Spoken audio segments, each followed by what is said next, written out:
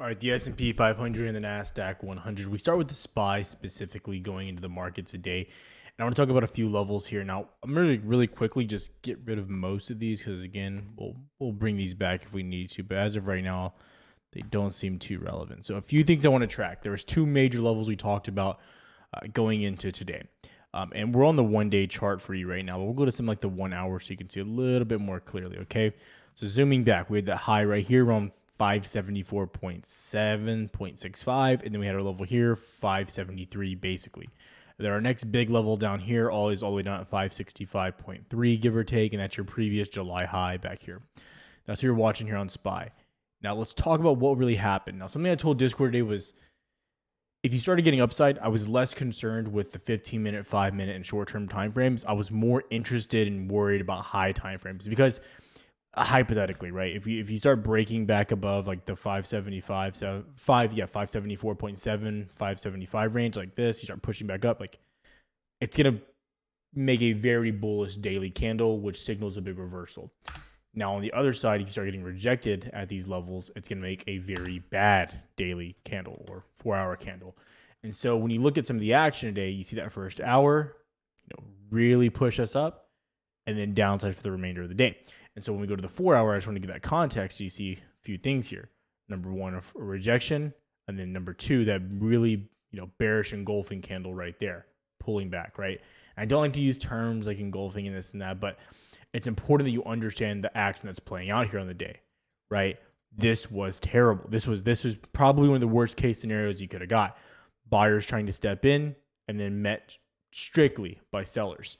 And one thing that's really interesting here is if you go to like the 15-minute, you can see here all throughout the day when we pull up our volume indicator here as well. Very rarely do I have to actually use this here. But when you were selling, it's not that volume was just dumping in the market from sellers. This is the really interesting part. It's that it was dumping in when buyers would try to step in. Okay, so like for instance, this morning, you actually see slow volume on the way up. Your initial 5-minute, like 15-minute, obviously the first 30 minutes is good volume, but it's kind of like upticking a little bit. And then you get your highest sell volume right there, higher than you're buying, to the downside. And then declining volume back up. And then you get some rising volume back to the downside. And then you kind of just sideways chop all day. And then around 1 o'clock, selling increases back to the downside. Selling increases again at the end of the day. So volume was only upticking like when buyers would try to get back involved in the market. Very interesting behavior there. Now, the other area here, we go to the Nasdaq, and we look a little bit more clearly here as well, looking again at higher time frames. Again, not good, not good at all. So really quickly too, I've kind of got rid of our zone here to give you food for thought. Our range that we kind of sat in for however long was basically this right here, right? 20,500, 20,300. We sat there for God knows how long. It seemed like a month, right? We got a few wicks out of it, but ultimately, most of the time was spent there. Well, today, 4 hour, you see buyers try to step in, they push you up, immediately shot back down. Now, the only thing I'll say here is I expected maybe some more sellers to get aggressive here, but this again was, in my opinion, the worst case scenario. Because a few things as you go into this week, again, I still am targeting this big level right here, going into around 19.95. That has to be your target coming into this week. You also have the election as well. And just so you know, we might get some volatility near the election, like first week, whatever it may be. But about a week and a half after the election, we tend to get a dip. So this would look really interesting if we dipped going into the end of November, early December, and then get a little bit of that Santa rally coming back into this. I don't want to speculate on things like that. But again, this is our major level. And again, on the downside here, these are the levels I'm watching, 19.95. Then down to this little bit of a daily demand we have down here near 19.7 to 19.55, which remember we ranged there for a while as well. And then down to your 200 daily moving average. Those are my big levels here. That's what I would be watching. That's what I would have on my bingo card if I was looking for downside. And again, as you look at this, I could take away these levels and just give you this action. And if you're just looking at the range in which you had and kind of how we're reacting here, you would have to say this doesn't look ideal. Like just look at your bottom line of support down here, like where you were previously finding buyers. In my opinion, it looks like an SR flip, right? Looks like you've had a support here. Now it's turning into a resistance. And sellers didn't just step in there. They stepped in aggressively. And it's not like it took forever. If you go to the 1 hour chart, it was quick, right back down. So the question now is do sellers continue going in this week? And that's the real question, what I'm looking for here. We go into QQQ, you know, you look back here as well. Let's really quickly just get rid of our levels here so you can quickly see what we're looking at.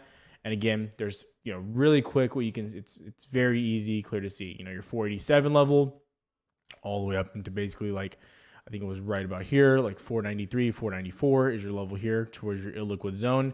And as you can see, the illiquid zone kind of remains supreme today. You start in here, 492, gap all the way down on QQQ, push back up, slowly, you know, kind of push back down. So again, and then you try to find buyers here on the down Qs and you just don't get back into it. And you make a lower high in that range as well, which is another bad sign. Like you're already moving in an illiquid zone, which we've seen time and time again. You always get that push up. Just a really shitty reaction today, in my opinion. So again, I'm looking to get back below 487 for continuation on the downside there. SPY, you're already below your levels, below 573. I'm looking down for 565, 567. You just don't look good right now. And again, I know people are like, Tyler, you're permeable. Well, again, I told you where I would start looking for potential downside. Now, I will say you don't get that bullish until you break back below your previous July highs. At that point, you get very concerned. So below 565, we have to really start talking here. But when I look at Nasdaq, the concern is already there for me. You know, the big level again is getting back below this range here of 19.95. Back below that, I'm pretty concerned just because it was so hard for us to break back above it. So if we get below it, I think there could be some, you know, at least a week, maybe 2 weeks of downside. We'll see, maybe a little bit of a range. But again, I don't want to jump to any conclusions there. So big things to be looking at there, levels to understand. Bitcoin is really interesting here as well. Still out of that trend, worth mentioning. On Bitcoin too, guys, I want to be really clear. I am not interested in short-dated stuff here on Bitcoin. I am interested on higher time frames. And I think right now for Bitcoin, the catalyst is Donald Trump getting elected. Like it's that simple. I think he's very bullish for Bitcoin and crypto. So be patient. That's what you're waiting on. Like there's no need to get confused or overcomplicate this process here. And still my favorite crypto is Solana. So I'm going to let you know that as well. It's holding up very consistently. You're in that like major flag on, you know, the daily time frame. I like it a lot. So again, that's my main crypto holding. Just to let you know. But that's what I'm looking at there as well. Okay. Now, a few things going into stocks. Okay. I'm going to be doing some more of this stuff on Twitter over the weekend. So I'll probably do a chart request if you guys are interested. So make sure you tap in. I'll have it on there. You can let me know. Again, don't get mad if I don't cover your chart. I'm going to try to do a bunch. I'll probably just spend this whole weekend instead of making random tweets. It'll just be chart request. So if you have a chart, make sure you post on there. Again, I'll do it right now. So all you gotta do is comment. I'll try to go over it. Again, please don't rage if I don't get to it. But yeah, so make sure it's there right now. So either me or Jay will get to it. I'll get Jay my Twitter handle so you can actually do some of this as well. But there it is available now. But also too, I do want to let you guys know there's still some spots available. We'll probably close these over the weekend to let you know for Discord. I'll let you know right now too, the past like day or so has been pretty slow for myself. But again, you can join. The link is down below. But again, like, you know, I only post what I trade. So please understand that. Like, I'm not trying to hype anything up like that as well. So again, what we're looking at now, really quickly going over a few stocks. Just so you know, NVIDIA here in the after hours, it is going to be added to the Dow. So that's why you're green on NVIDIA and gapping up to like 139 in the after hours. So that is good. NVIDIA below 136 is a major concern for me, though. I will let you know that right now. On the other side of this, though, SMH, again, we looked at that push down. You still look terrible. We got a little bit of a push up. I am concerned that SMH wants to keep coming down into 239, possibly the 200 SMA. You have a level here around 247.9. I believe Jordan was talking about as well in Discord today. So I'd be watching for continuation of the downside on semis. XLK Tech equally looks terrible below 227. I think you're looking back down into 217, 218. Not a good look either here. I think semis and tech look weak as well. There are still a handful of tech names I like. I think Google's one of my favorite names here above 168.5. I'd be watching that one clearly for upside, but again, it's hard to go long on a name while the rest of the market is coming down. I think Amazon is also really interesting, but something I said here too is like, you want to see, like, if you're looking to go long on Amazon, I posted this in Discord today.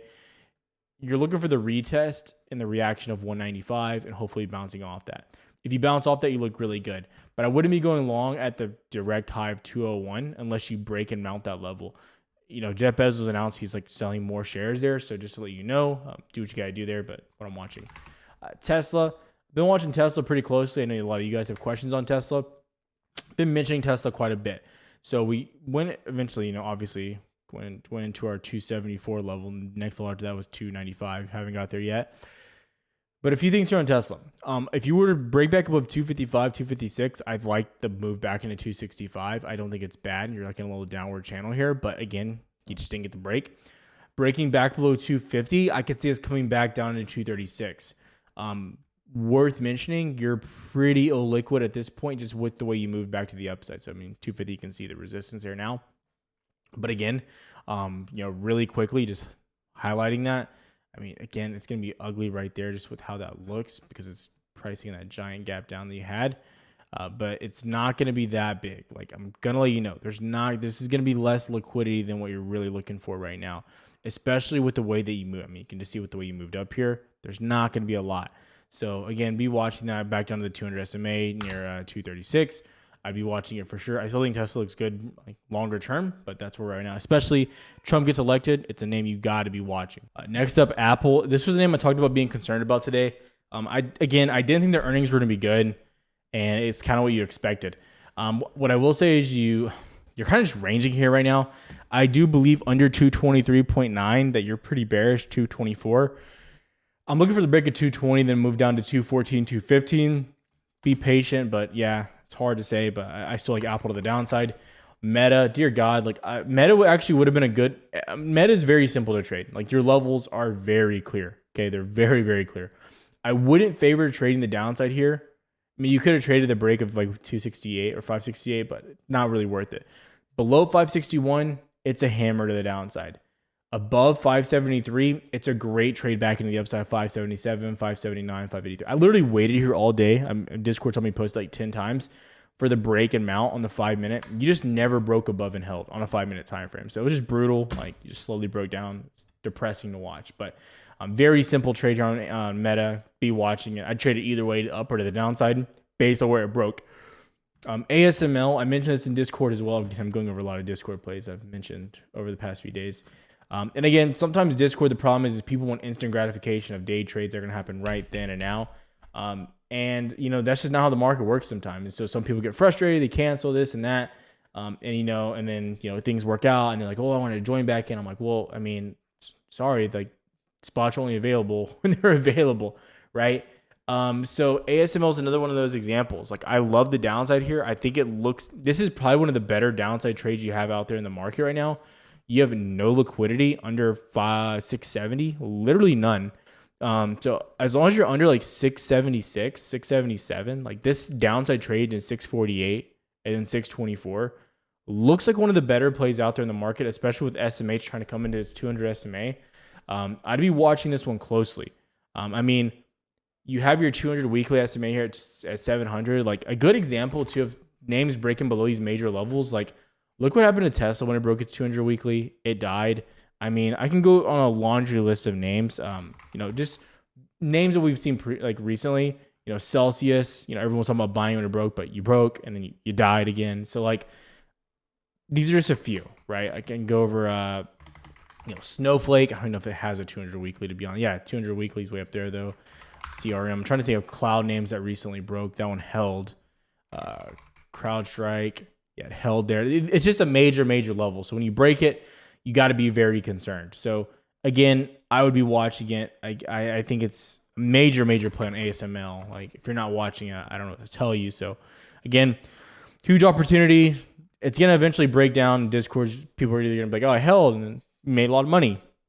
Or some people are going to bitch and complain and say, oh, it didn't happen instantly. I'm like, okay, well, tough luck. But it is what it is. So semis, that's the real part that I'm looking at here. Sorry, guys, I'm just really tired. Like my son's birthday yesterday. I have his birthday party tomorrow. I've been running around like crazy. So wanted to get a video out, what I'm looking at. I'll have a deeper dive going in on Sunday. Have a good weekend, guys. Appreciate all the love and support. Make sure you're following on Twitter so you get the updates. Again, chart requests, people are already going in, so we'll see. Like SPX, guys, I'm not going to chart SPX. I'll just chart the ES. I don't know what that even means.